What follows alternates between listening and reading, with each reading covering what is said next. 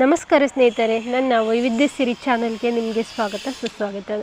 ಇವತ್ತಿನ ವಿಡಿಯೋದಲ್ಲಿ ಗ್ಯಾಸ್ಟ್ರಿಕ್ ಸಮಸ್ಯೆಗೆ ಮನೆಯಲ್ಲೇ ಮಾಡಬಹುದಾದ ಒಂದು ಸುಲಭವಾದ ಹೋಮ್ ರೆಮಿಡಿಯನ್ನು ನಾನು ನಿಮ್ಮ ಜೊತೆಗೆ ಹಂಚಿಕೊಳ್ತಾ ಇದ್ದೀನಿ.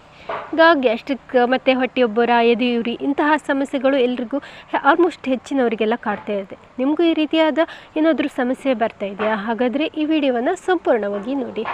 ಇನ್ನು ನಾನು ಗ್ಯಾಸ್ಟ್ರಿಕ್ ಕಡಿಮೆ ಮಾಡಲು ಮನೆಯಲ್ಲಿ ಸಿಗುವಂತಹ ಅಡುಗೆ ಮನೆಯಲ್ಲಿ ಸಿಗುವಂಥ ಸುಲಭವಾದ 2 ವಸ್ತುವಿನಿಂದ ಹೇಗೆ ಗ್ಯಾಸ್ಟ್ರಿಕ್ ಸಮಸ್ಯೆಯನ್ನು ಪರಿಹಾರ ಮಾಡ್ಕೋಬೋದು ಅನ್ನೋದನ್ನು ನಾನು ಈ ವಿಡಿಯೋದ ಮೂಲಕ ನಾನು ನಿಮ್ಮ ಜೊತೆ ಹಂಚಿಕೊಳ್ತಾ ಇದ್ದೀನಿ.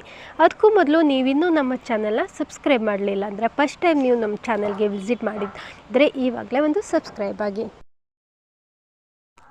ಈ ರೆಮಿಡಿನ ಸುಲಭವಾಗಿ ಮನೆಯಲ್ಲೇ ಮಾಡ್ಕೋಬಹುದು. ಯಾವುದೇ ರೀತಿಯ ಒಂದು ಸೈಡ್ ಎಫೆಕ್ಟ್ ಸಹ ಇರುವುದಿಲ್ಲ. ಈ ಗ್ಯಾಸ್ಟ್ರಿಕ್ಗೆಲ್ಲ ಮಾತ್ರೆ ತಗೊಂಡು ಅದರಿಂದ ಸೈಡ್ ಎಫೆಕ್ಟ್ ಆಗೋದಕ್ಕಿಂತ ಈ ಉತ್ತಮವಾದ 2 ಮನೆ ಮದ್ದನ್ನು ಉಪಯೋಗಿಸಿ ನೀವು ಸರಳವಾಗಿ ಒಂದು ಗ್ಯಾಸ್ಟ್ರಿಕ್ ಸಮಸ್ಯೆನ ನಿವಾರಿಸ್ಕೋಬೋದು. ಇಲ್ಲಿ ಏನಂತ ಹೇಳಿದರೆ 1 ಲೋಟ ನೀರು ತೊಗೊಂಡಿದ್ದೀನಿ. ಅದಕ್ಕೆ ಒಂದು 1/4 ಚಮಚದಷ್ಟು ಜೀರಿಗೆನ ಹಾಕ್ತಾಯಿದ್ದೀನಿ. ಹಾಗೆ ಒಂದು ಸ್ವಲ್ಪ ಅಷ್ಟು ಬೆಲ್ಲನ ಹಾಕಿ ಚೆನ್ನಾಗಿ ಕುದಿಸ್ತಿದ್ದೀನಿ. ಇದು ತುಂಬಾ ಒಳ್ಳೆಯ ಒಂದು ಮನೆಮದ್ದು ಅಂತಲೇ ಹೇಳ್ಬೋದು. ಜೀರಿಗೆ ಅಂತೂ ಗ್ಯಾಸ್ಟ್ರಿಕ್ಕಿಗೆ ತುಂಬಾ ಒಂದು ಪರಿಣಾಮಕಾರಿಯಾಗಿದೆ. ಇದು ಪಟ್ಟಂತ ಸಮಸ್ಯೆಯನ್ನು ನಿವಾರಣೆ ಆಗತ್ತೆ. ಅದರ ಜೀರಿಗೆ ಎಫೆಕ್ಟ್ ಏನಂತ ಎಲ್ರಿಗೂ ಗೊತ್ತಿರುತ್ತೆ ಸಾಮಾನ್ಯವಾಗಿ. ನೋಡಿ, ಈ ರೀತಿ ಚೆನ್ನಾಗಿ ಕುದಿಸಬೇಕು. ಇದು ಸರಿಯಾಗಿ ಕುದೀತಾ ಇರಬೇಕು. ಯಾಕಂತ ಹೇಳಿದರೆ ಸ್ವಲ್ಪ ಕುದಿದ್ರೆ ಸರಿಯಾಗಲ್ಲ. ಅಂದರೆ ಚೆನ್ನಾಗಿ ಇದನ್ನು ಕುದಿಸಬೇಕು. ನೋಡಿ, ಈ ರೀತಿ ಆಗ್ತಾಯಿದೆ. ಈ ರೀತಿಯನ್ನು ಕುದಿಸ್ತಾನೆ ಇರಬೇಕು. ಇದು ಎಲ್ಲದಕ್ಕೂ ಒಳ್ಳೆಯದು. ಅಂದರೆ ಹೊಟ್ಟೆಯಲ್ಲಿ ಏನಾದರೂ ಸಮಸ್ಯೆ ಆಗಿರ್ಬೋದು ಅಥವಾ ಗ್ಯಾಸ್ಟ್ರಿಕ್ ಸಮಸ್ಯೆ ಏನೇ ಒಂದು ಸಮಸ್ಯೆ ಆಗಿರ್ಬೋದು, ಈ ರೀತಿಯಾಗಿ ಒಂದು ಸುಲಭವಾಗಿ ಹೋಮ್ ರೆಮಿಡಿನ ಮನೆಯಲ್ಲೇ ಮಾಡ್ಕೋಬೋದು. ಎಲ್ಲದಕ್ಕೂ ಡಾಕ್ಟರ್ ಹತ್ರ ಹೋಗಬೇಕು ಅಂತ ಏನೇನಿಲ್ಲ. ಮನೆಯಲ್ಲಿ ಅಡುಗೆ ಮನೆಯಲ್ಲಿ ಸಿಗುವ ವಸ್ತುಗಳಿಂದಲೇ ಈ ರೀತಿಯಾಗಿ ನಾವು ಸುಲಭವಾಗಿ ಮಾಡ್ಕೋಬಹುದು.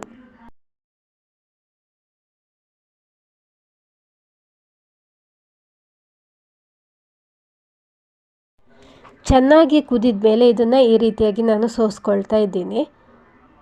ನೋಡಿ, ಈ ರೀತಿಯಾಗಿ ಸೋಸಿಕೊಂಡಾದಮೇಲೆ ಸ್ವಲ್ಪ ಹೊತ್ತು ತಣ್ಣಗಾಗಲಿಕ್ಕೆ ಬಿಡಬೇಕು. ಈ ರೀತಿಯಾಗಿ ತಣ್ಣಗಾಗತ್ತೆ. ತಣ್ಣಗಂದರೆ ತೀರವಾಗಿ ತಣ್ಣಗಾಗಬಾರ್ದು. ಸ್ವಲ್ಪ ನಮಗೆ ಕುಡಿಯೋಕ್ಕಾಗೋಷ್ಟು ಬಿಸಿ, ಅಷ್ಟು ಬಿಸಿ ಅಲ್ಲ, ಸ್ವಲ್ಪ ತಣ್ಣಗಾದಮೇಲೆ ಇದನ್ನು ನಾವು ಕುಡಿಬಹುದು. ಇವಾಗಂದರೆ ಎಲ್ರಿಗೂ ಹೆಚ್ಚಿನವರು ಗ್ಯಾಸ್ಟ್ರಿಕ್ ಸಮಸ್ಯೆಯನ್ನು ಅನುಭವಿಸ್ತಾರೆ. ಆದರೆ ಕೆಲವರು ಮಾಡೋ ತಪ್ಪು ಏನು ಅಂತ ಹೇಳಿದರೆ, ಸಣ್ಣ ಪುಟ್ಟ ಒಂದು ಗ್ಯಾಸ್ಟ್ರಿಕ್ ಸ್ಟಾರ್ಟ್ ಆದಮೇಲೆ ಅವರು ಪಟ್ಟಂತ ಡಾಕ್ಟ್ರ್ ಹತ್ರನೇ ಹೋಗ್ತಾರೆ, ಗ್ಯಾಸ್ಟ್ರಿಕ್ ಮಾತ್ರೆ ತಗೊಳ್ಳೋದು, ಈ ರೀತಿ ಎಲ್ಲ ಮಾಡ್ತಾರೆ. ಈ ರೀತಿ ಮಾಡೋದು ಖಂಡಿತ ತಪ್ಪು. ಯಾಕೆಂತ ಹೇಳಿದರೆ ಮನೆಯಲ್ಲಿ ಈ ರೀತಿಗೆ ಜೀರಿಗೆಯಿಂದ ಯಾವುದೇ ಒಂದು ಸೈಡ್ ಎಫೆಕ್ಟ್ ಇರುವುದಿಲ್ಲ. ಅದ್ರ ಬಗ್ಗೆ ಯಾವುದೇ ಒಂದು ಟೆನ್ಷನ್ ಇಟ್ಕೊಳ್ಳೋದು ಬೇಡ. ಕೆಲವೊಂದು ಮಾತ್ರೆಯಿಂದ ಕೆಲವರಿಗೆಲ್ಲ ಸೈಡ್ ಎಫೆಕ್ಟ್ಸ್ ಎಲ್ಲ ಆಗುತ್ತೆ. ಹಾಗಾಗಿ ನಾವು ಆದಷ್ಟು ಮನೆಯಲ್ಲಿ ಸಿಗುವಂಥ